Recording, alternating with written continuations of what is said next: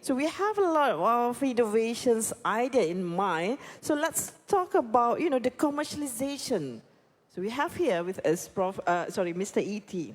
So your work has helped commercialize technologies that now power millions of devices around the world. That scale of impact is something that many Malaysian professionals and entrepreneurs aspire to achieve.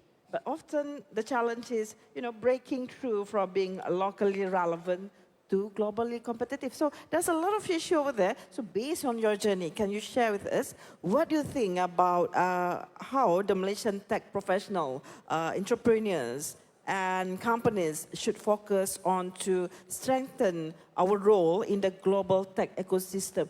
How we can make it there? Tell us. Okay, so first of all, thank you. I spent 15 years in Silicon Valley, and that's where some of the things that I experienced, which is how do you commercialize? But actually, before commercialization, it's about how do you determine this is the right product. And this is where I think Malaysia has a great opportunity because we are part of ASEAN. ASEAN right now has 600 million people plus. By 2030, ASEAN will have over 800 million people, which is going to be making it ASEAN number 3 largest population in the world, the 3rd after China and India and ASEAN, because Europe is shrinking, they are getting older. So the key part about commercialization is 2 things. First, you need to know what you want to commercialize, what you want to create, what you want to innovate. And this is where we need to think through what is the market want? What do people want to buy? And with AI, it's going to be easier for you to get the information, and that's what Prof said. Now, the issue is how do we capitalize on that? How do we use that? But more importantly, we need the human. Each one of you, technologists and engineers, not more important is actually the managers. The business people, but the managers become the business people. You decide what do you think the market needs. How do you do that? AI can't tell you that, because if AI can tell you that, 3,000 other people can find the same answer. Commercialization is about you being the only one to come up with the idea and then confirm, develop, build. Now, in Malaysia, we already have all of the supply chain. Johor is building up the zone with Singapore. Penang's already number 1 in the world for semicon manufacturing. The rest of Malaysia can build that. We saw the report this morning, how we build. So we already have the technology. The missing part is there any Malaysian company who's actually making products? Can you think of a Malaysian company that's selling products that you buy? Not Samsung, not Huawei, not Apple. Is there a Malaysian company? We've been here longer than Taiwan. We've been here longer than Korea. When Malaysia and Penang started semicon, Korea was nothing. Taiwan was recovering from some war. We have 50 years and we know how to manufacture because our engineers are here. Our technologists with MBOT is helping them further. What we're missing are people who take the next step and say, what do people want? What do Malaysians want? What can I create as a product? Now get the right banks to help fund, get the right equity people to fund, because you can use your own. That's how Silicon Valley started. Silicon Valley started by asking their friends and neighbors, do you have 10,000? We get each one of us 10,000. Do you know how Google started? Google started with no money. They had 400 people, each one gave 10,000. That's it. That's how Google was built. Once they were successful, then the VCs come in. We should be able to do that. So one of the things about commercialization is using the technology we have, the humans that we have, the people, we know the market. ASEAN is going to be number 3 in the world. But the issue is don't focus only on Malaysia. Don't focus only on your kampong. The market is bigger. The market is Singapore, Indonesia, Vietnam, Thailand. Thailand has 100 million people. Vietnam has 100 million people.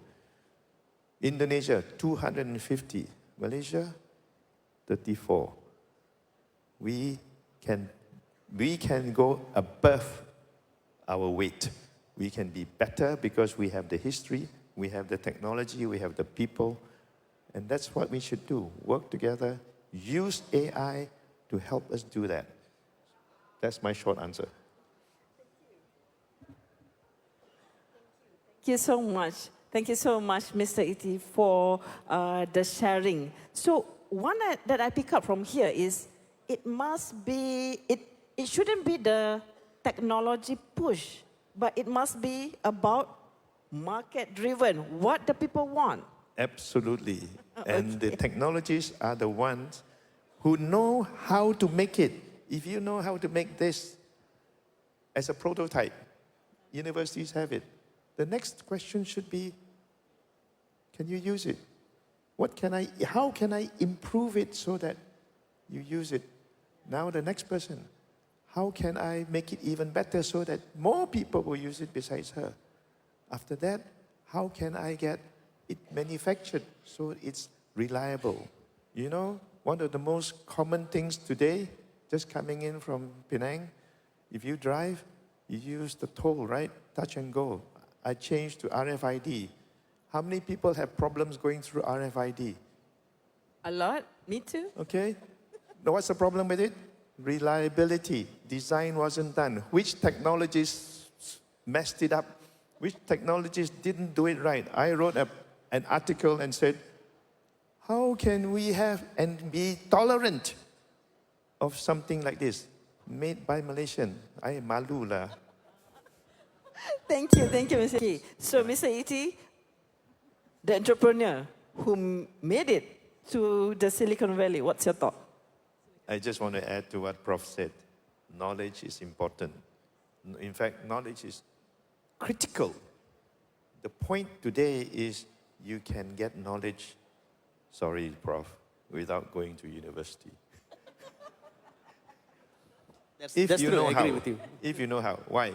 In Silicon Valley today, all these AI companies, they are hiring students who have not graduated from Stanford, MIT. They grab them, they pay them $250,000 US, some millions, okay? Why? Because they know two things. These people have the foundation, which is what you said.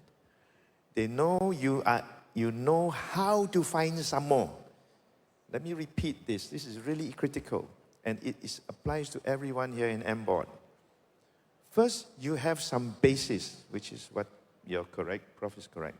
Second, what is even more important is that you know how to find more. Why? Because AI is changing every 6 months, every month, every week is changing. Not only AI, but every technology is moving. Silicon photonics, advanced packaging, all kinds of stuff. I was in a big conference yesterday and we have technical people explaining all kinds of stuff. So the key is how to learn. If you don't know how to learn, you will be left out. So this is the first part, is that you need to be able to do that. Now the issue I see about Malaysian companies, sorry about you guys out there. I'm hitting everybody today. The business people in Malaysia don't know what technology they need. They need to be above.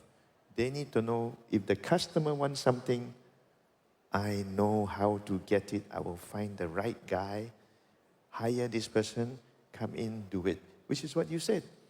You find the right people. And you need to know what you're looking for. Just like if you're doing beef rendang, you know how to do beef rendang, you want to know what is the best spices you're going to get, you know where to find the best beef and all that. So you need to know. And if you know how to do it, you will be the best beef rendang in the town.